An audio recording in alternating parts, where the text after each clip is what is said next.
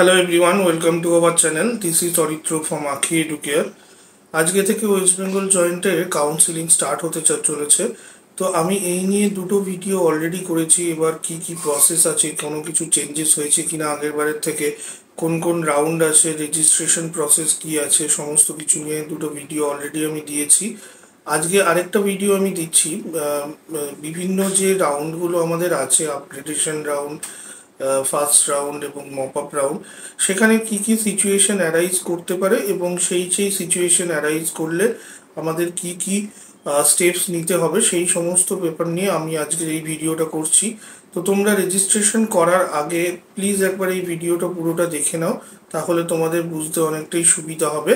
তো আজকে দেরি না করে আমরা আসল ভিডিওতে চলে যাই। ওয়েস্ট বেঙ্গল জয়েন্টের কাউন্সিলিংয়ের রেজিস্ট্রেশন থেকে শুরু করে রাউন্ড 1 কীরকমভাবে কি কমপ্লিট হচ্ছে আমরা এই ফ্লো ডায়াগ্রামের মাধ্যমে একবার বুঝে নিই। প্রথমে হচ্ছে রেজিস্ট্রেশন কারা করতে পারে? ডাব্লিউবি জেই ক্যান্ডিডেটস যারা যারা এক্সাম দিয়েছিল এবং যারা জেই মেন্স ক্যান্ডিডেট তারাও এখানে রেজিস্ট্রেশন করতে পারে। উভয় ক্ষেত্রেই রেজিস্ট্রেশন ফিস 500 রুপিস।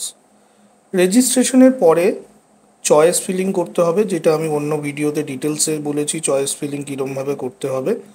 নেক্সট হচ্ছে চয়েস লকিং হয়ে যাওয়ার পর রাউন্ড 1 সিট অ্যালটমেন্ট পাবলিশ হবে। এবার এখানে কি কি অপশান হতে পারে? 1 নম্বর যে সিট অ্যালট হলো, আর 2 নম্বর সিট অ্যালট হলো না।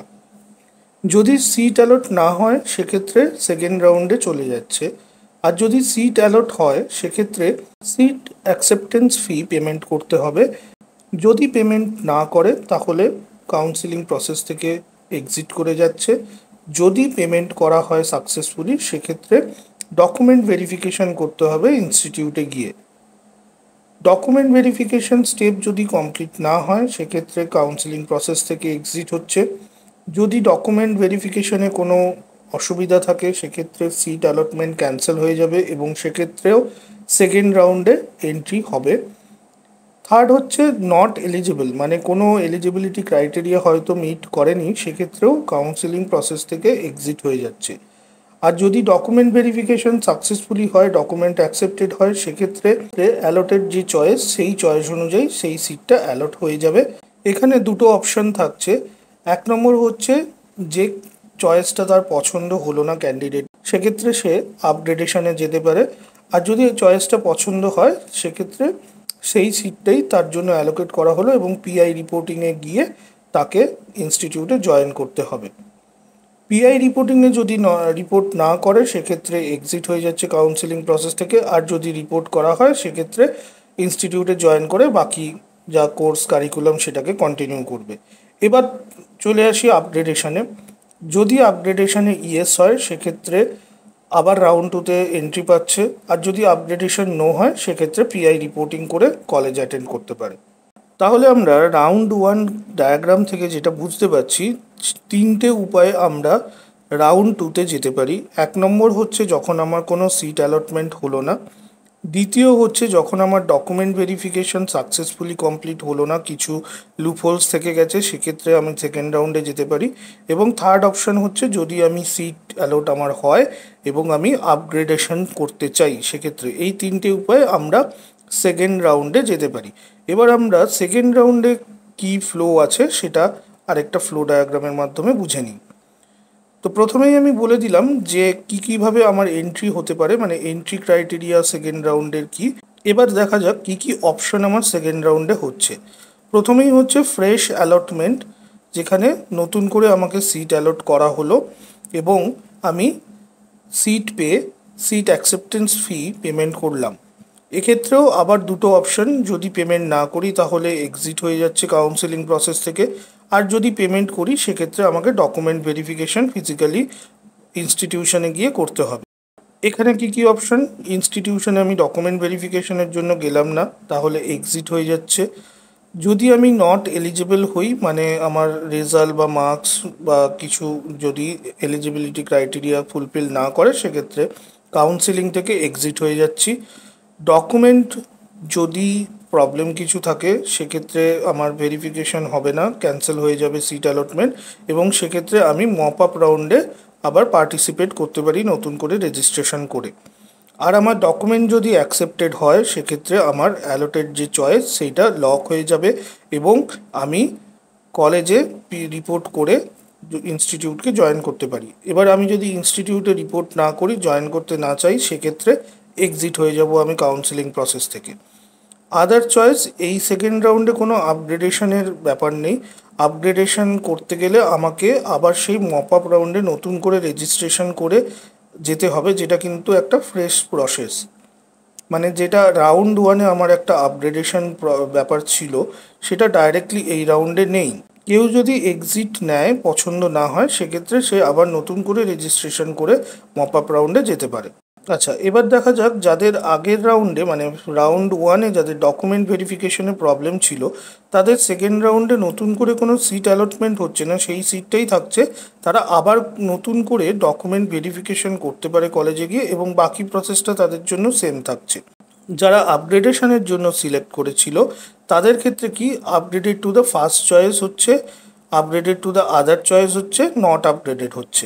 মানে তিনটে অপশন হতে পারে। মানে আমার কোনো আপগ্রেড হলো না, আমি নতুন আপগ্রেড পেলাম। আরেকটা হচ্ছে আমি আপগ্রেড পেয়েছি বাট আমার মনে হচ্ছে আমার ফার্স্ট রাউন্ডে যে অ্যালটমেন্টটা হয়েছিল আমি সেটাতেই স্টিক থাকবো। এই সবকটা ক্ষেত্রেই আমাদের কলেজে পিআই রিপোর্টিং করে বাকি প্রসেসটা কমপ্লিট করতে হবে এবং ইনস্টিটিউটে জয়েন করতে হবে। আর আমি যদি রিপোর্ট না করি সেক্ষেত্রে আমি এক্সিট হয়ে যাচ্ছি পুরো কাউন্সিলিং প্রসেস থেকে। এবার শেষ রাউন্ড অর্থাৎ মপ আপ রাউন্ডে কী হচ্ছে সেটা আমরা একটা ডেটা ফ্লো ডায়াগ্রাম দিয়ে দেখে নিই। মপ আপ রাউন্ডের আমার এন্ট্রি ক্রাইটেরিয়াগুলো কি? প্রথম ক্রাইটেরিয়া হলো all candidates allotted seats in round one and round two except exit admitted candidates. Second option হচ্ছে কোনো সিট অ্যালট হয়নি রাউন্ড ওয়ান এবং রাউন্ড টুতে। থার্ড অপশন হচ্ছে যারা কোনো রেজিস্ট্রেশন করেনি রাউন্ড ওয়ান এবং রাউন্ড টুর জন্য, তারা সবাই মপ আপ রাউন্ডে নতুন করে রেজিস্ট্রেশন করতে পারে। মপ আপ রাউন্ডে নতুন করে রেজিস্ট্রেশন করে নতুন করে চয়েস ফিলিং করারও অপশানস আছে। এরপর মপ আপ রাউন্ডে চয়েস ফিলিং এবং চয়েস লকিং হয়ে গেলে তারপরে মপ আপ রাউন্ডের সিট অ্যালটমেন্ট হবে। সিট অ্যালটমেন্টের ক্ষেত্রে কি কি হতে পারে অপশানস? একটা হচ্ছে নিউ অ্যালটমেন্ট, সেক্ষেত্রে ইনস্টিটিউটে রিপোর্ট করে বাকি প্রসেসটা কমপ্লিট করতে হবে এবং যদি রিপোর্ট না করে সেক্ষেত্রে এক্সিট হয়ে যাবে। সেকেন্ড হচ্ছে ফ্রেশ অ্যালটমেন্ট। ফ্রেশ অ্যালটমেন্টের ক্ষেত্রে অ্যাকসেপ্টেন্স ফি আমাদের পেমেন্ট করতে হবে।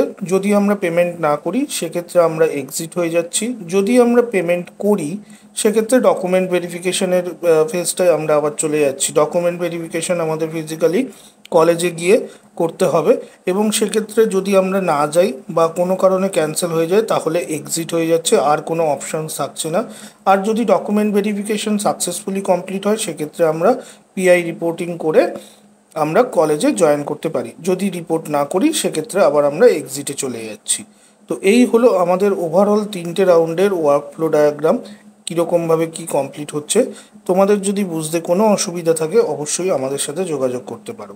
সো ফ্রেন্ডস, আশা করি আমাদের এই ভিডিওগুলো তোমাদের হেল্প করবে জয়েন্ট এন্ট্রান্সের কাউন্সিলিং প্রসেসে কীরকমভাবে কী করতে হয় বা কখন কীরকম স্টেপস আমাদের নিতে হবে সেই বিষয়ে। এছাড়াও যেটা বলবো যে আমি আগে কোন কোন সাবজেক্ট আমাদের বা কোন কোন স্ট্রিম আমাদের চুজ করা উচিত সেই নিয়েও কিছু ভিডিও করেছিলাম, আমি দিয়ে দিচ্ছি সেই ভিডিওগুলোর লিঙ্কে। এই ভিডিওটা শেষ হওয়ার সঙ্গে সঙ্গে তোমরা সেই অপশানটা পাবে।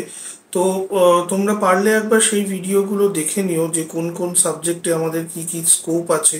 হয়তো এখন মোটামুটি অনেকেই ঠিক করে ফেলেছো যে তারা কোন স্ট্রিমে যেতে চাও, বাট যদি লাস্ট মোমেন্টে কোনো রকম কিছু চেঞ্জ করতে চাও তো একবার তোমরা ওই ভিডিওটা দেখে নিও, ঠিক আছে? বিভিন্ন স্ট্রিম, তাদের কি scope of studies, future scope কী আছে, কেরিয়ার অপশন কি হতে পারে, এই সমস্ত নিয়ে আমাদের অনেকগুলো ভিডিও আছে। তো প্লিজ তোমরা ওই ভিডিওগুলো পারলে একবার দেখে নিও। আজকে এই পর্যন্তই। প্রত্যেককে যারা জয়েন্ট এন্ট্রান্স দিয়েছিলে এবং কাউন্সিলিং প্রসেসে অংশগ্রহণ করছো এইবার, আশা করব তারা প্রত্যেকেই সফল হও এবং যে যে কলেজে চাইছো সেই কলেজে সেই স্ট্রিমটাই পাও। কোনো রকম কোনো ডাউট থাকলে বা কোনো কোয়ারিজ থাকলে অবশ্যই আমাদের সাথে তোমরা যোগাযোগ করতে পারো। আমাদের ফোন নাম্বার এবং ইমেল আইডি ডেসক্রিপশন বক্সে দেওয়া আছে। তো আজকে এই পর্যন্তই, এখানেই শেষ করছি। Thank you so much, stay tune and good by.